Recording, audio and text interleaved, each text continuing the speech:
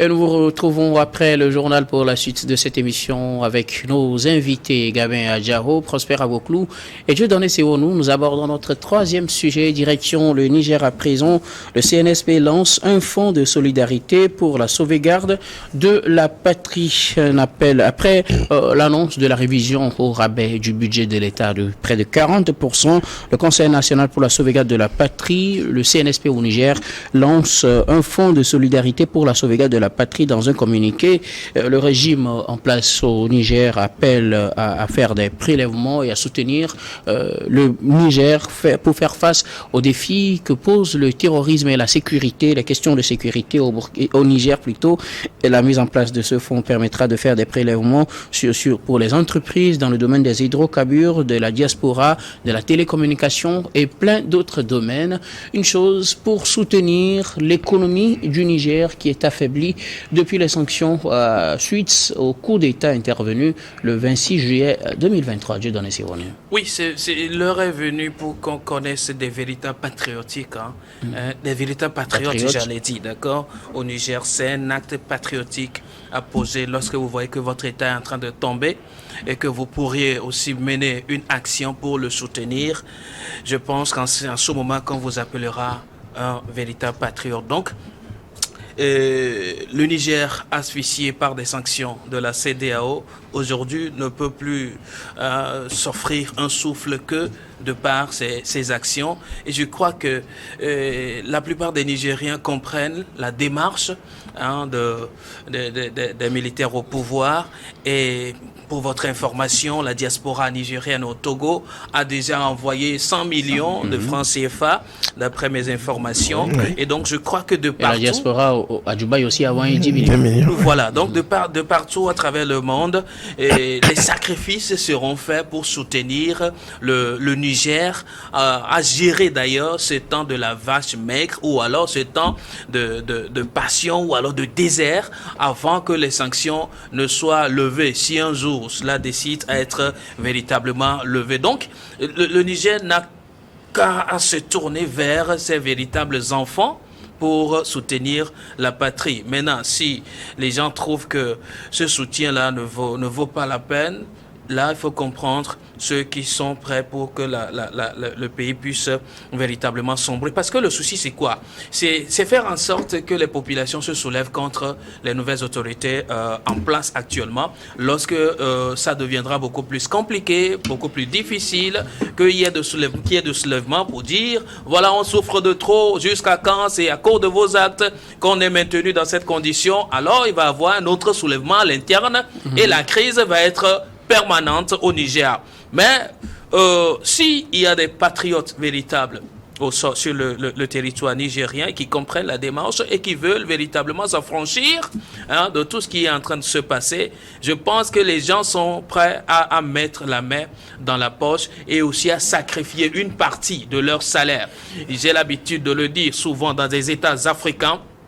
Certaines fois, on devient de temps en temps des criminels face à ce que nous gagnons, face à la vie que nous menons, le train de vie que nous avons, et devant des gens qui veulent vivre au moins de centimes de ce que nous avons, et ils ne trouvent pas. Et pourtant, nous pourrions faire un petit sacrifice sur nos différents budgets, nos différentes dépenses, pour faire vivre ces gens-là. Malheureusement, cela n'arrive souvent pas. Donc, c'est cet exercice qui est demandé aux Nigériens aujourd'hui, et je pense qu'il y a des milliardaires également au Niger, et qui puissent consentir une partie de leurs milliards pour faire fonctionner l'État en attendant que les bons esprits reprennent la place pour soulager ou alors enlever carrément ces sanctions qui ne font que compliquer la vie aux populations nigériennes de jour en jour. Donc, selon moi, c'est un acte patriotique et tout le monde, ou tout Nigérien est appelé à y contribuer.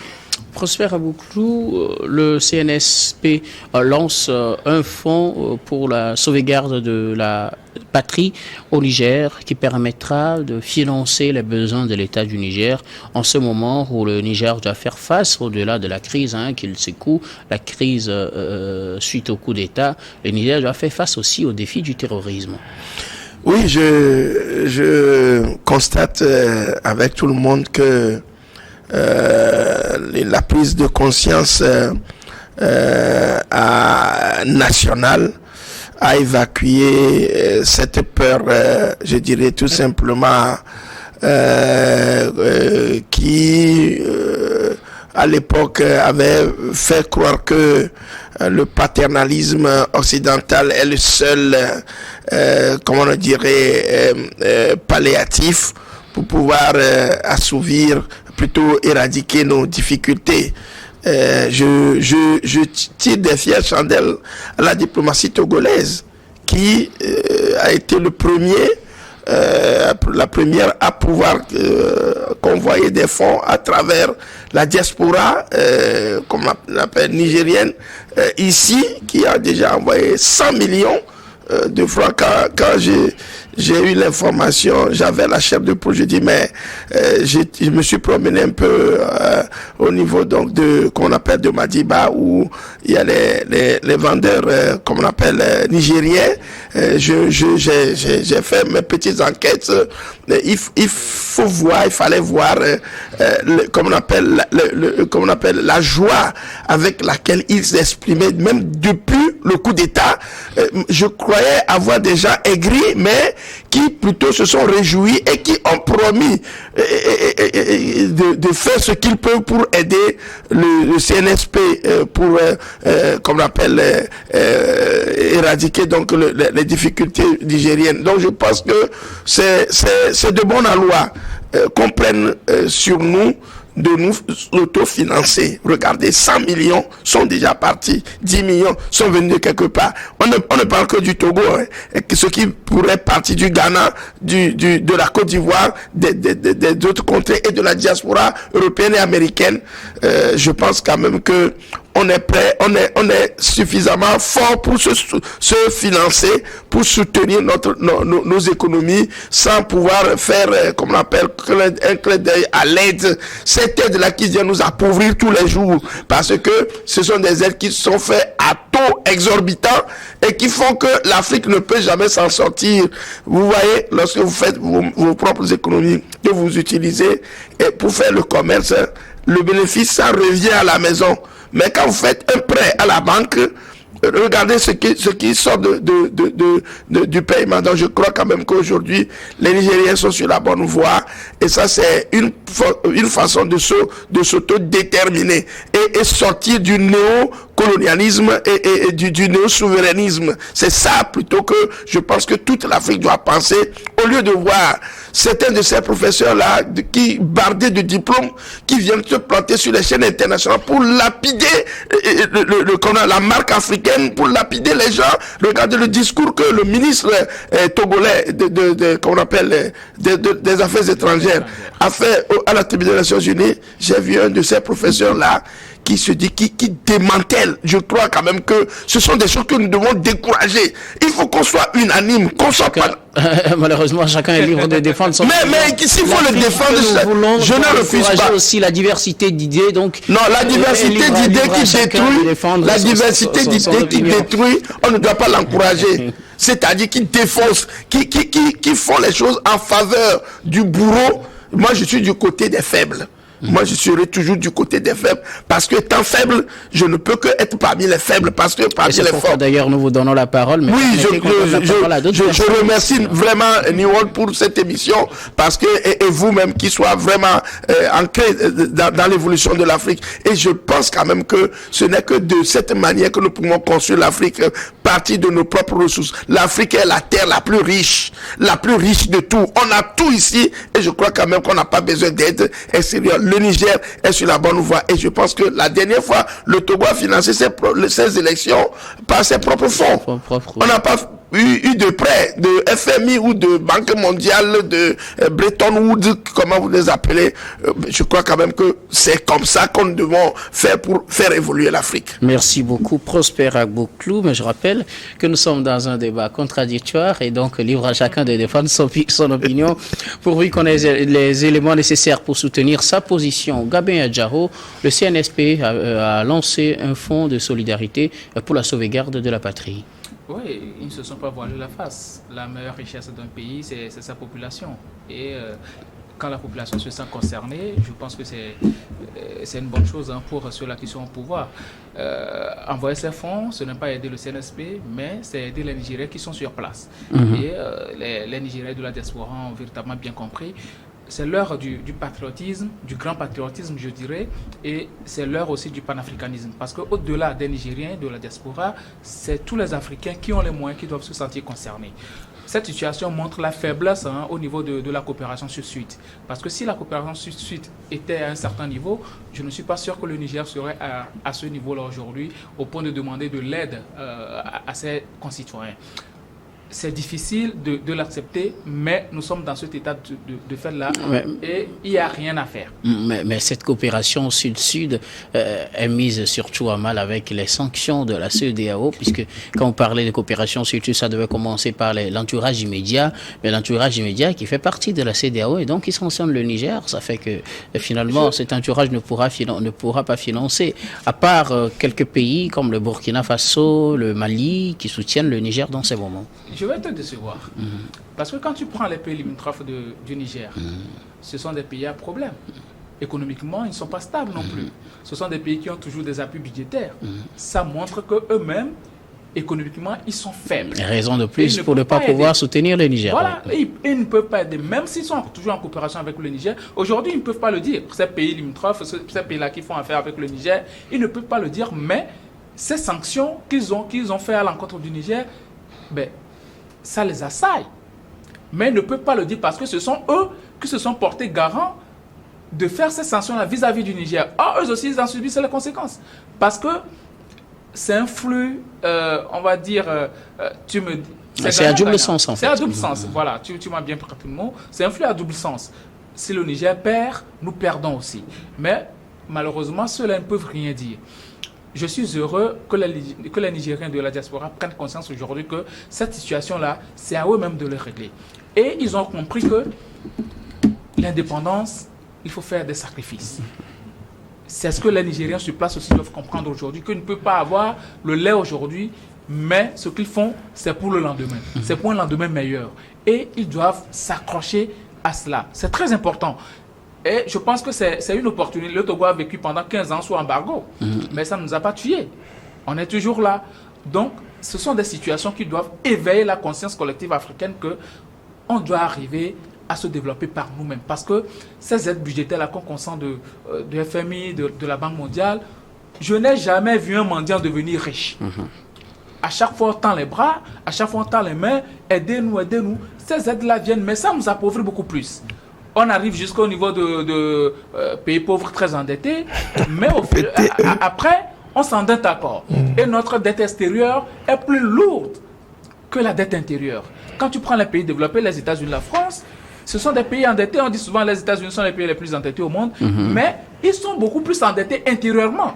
Leur dette extérieure, c'est infime. La dette intérieure est beaucoup plus importante que la dette extérieure. Ça veut dire que ce sont les citoyens qui sont beaucoup plus riches, ce sont les citoyens qui prêtent de l'argent à l'État. Mais ici, on prête de l'argent de l'extérieur pour venir développer les pays, argent que des personnes véreuses même détournent parfois. Donc aujourd'hui, moi je suis très fier des Nigériens. Maintenant, on va voir la gestion qui sera faite de ces fonds-là, mais il va falloir que les Nigériens prennent conscience de la situation et serrent la ceinture et soutiennent ce régime en place-là afin qu'ils arrivent à aboutir à ce qu'ils veulent. Et aux autres 3 pays, que ce soit le Burkina, le Mali et ensuite le Niger, il va falloir qu'ils pensent à sortir de ce bourbier du franc CFA. Merci beaucoup à vous.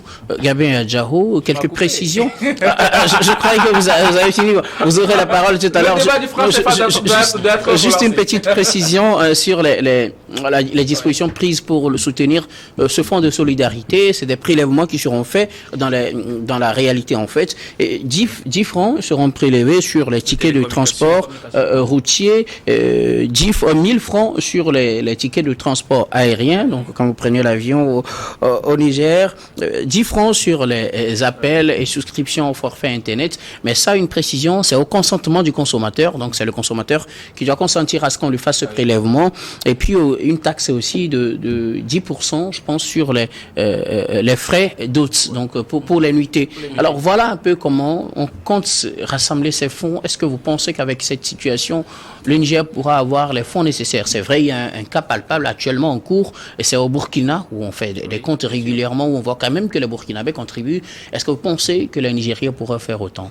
Ils pourront faire autant, d'autant plus qu'ils se sont sentis concernés par rapport à cette situation-là. S'ils ne le font pas, personne ne viendra le faire à leur place. Et vous savez très bien que le Premier ministre nigérien, c'est un économiste de renom.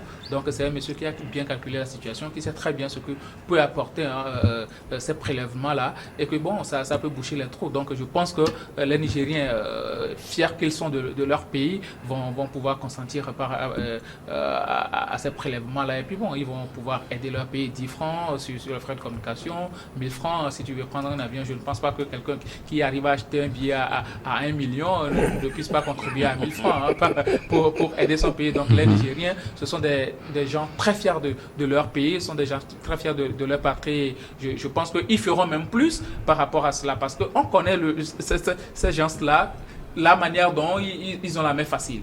Un Nigérien, s'il a 100 000 et que tu lui demandes 10 000 francs, il est capable de te donner 20 000 francs. Donc ce sont des gens qui ont la main facile, qui ont l'amour du prochain, et je suis sûr qu'ils savent très bien qu'ils ne sont pas en train de donner de l'argent à Tiani, mais ils sont en train d'aider les Nigériens qui sont beaucoup plus en difficulté. Merci. Et Prosper Aboklou, au regard de cette grille pour le moment établie, pensez-vous que les Nigériens pourront aussi contribuer, comme on le voit du côté du Burkina Faso? Moi, je ne sais pas pourquoi est-ce que depuis les gouvernements africains ne procèdent pas par ces moyens-là, c'est-à-dire les petits prélèvements. C'est vrai qu'il y a aussi de ces gens véreux qui, quand on fait ces prélèvements, vous vous rappelez donc des quêtes pour la Coupe d'Afrique des Nations et autres, là, des événements ici où les gens ont dilapidé les fonds. Oui, il va falloir mettre des garde-fous pour pouvoir avancer. Et je pense que ce sont des idées. Et c'est pas pour rien que Tiani, en arrivant, a mis un économiste à la tête du gouvernement. C'est-à-dire qu'il y avait déjà un fondement. C'est pourquoi, quand on dit que le coup d'État a surpris, c'est vrai, ça peut surprendre cela peut surprendre, mais je crois quand même ceux qui l'ont fait l'ont savamment fignolé. Ils savent ce qu'ils veulent faire en mettant en place des structures. Et je crois que Gabin vient de le dire. Je ne vois pas quel Nigérien. Ceux qui sont au Togo, ils disent qu'ils vont le faire. Ceux qui sont dedans, quelqu'un qui paie un billet à des centaines de mille pour cotiser 1000 francs, il va dire non, je ne le suis pas sûr. Et je pense quand même que courage aux Nigériens. Merci. Je vais donner un dernier mot rapidement. Non mais quel dernier mot, ça vous décourage, ça vous déstabilise. Non mais est-ce qu'ils pourront le faire? Oui, les peut-être Nigérians, mieux que ce qu'on a déjà vu par le passé. Oui, vous savez, les Nigérians sont connus sur cette flexibilité, cette fierté qu'ils ont de leurs choses, à défendre leur cause. Vous voyez des Nigériens dans des conditions pas possible, et pourtant ils sont fiers d'eux-mêmes. Alors lorsqu'on leur demande maintenant de contribuer pour quelque chose qui les arrange, et je rappelle, les Nigériens c'est, comment dirais-je, le Niger c'est un pays croyant et qui sait ce qu'il est en train de faire. Nous ne parlons pas de l'intérêt de cette initiative parce que c'est des militaires qui sont au pouvoir, même si c'était d'autres personnes qui étaient au pouvoir. À cause de ce que le pays est asphyxié, il y a lieu d'aller vers cette initiative, et je pense très bien, à mon humble avis, que ceux-là qui comprennent l'essence même de cet acte vont véritablement y aller. Mais la gestion, je vous en prie, chères autorités nigériennes, le pays vous attend à un grand carrefour. Faites véritablement une grande et bonne gestion de ces contributions, car c'est à cela que dépend votre crédibilité. Il ne faut pas, comme certains, entre-temps, acheter beaucoup de piments dans cet argent-là. Il faut véritablement faire quelque chose. Merci beaucoup. Nous sommes arrivés rapidement. Je dois rappeler que cette histoire de France CFA doit être revue, sincèrement, parce que vous savez très bien, l'indépendance, il n'y a pas que l'indépendance pliée comme ça sur ce papier. Il va falloir qu'on pense à l'indépendance monétaire, et c'est très important. Il va falloir qu'on relance ce débat sur le franc CFA, comme l'avait déjà initié le professeur Kakou Mbouko. Merci beaucoup à vous. Nous allons marquer une nouvelle pause, puis on retrouve retrouve pour la dernière partie de cette émission.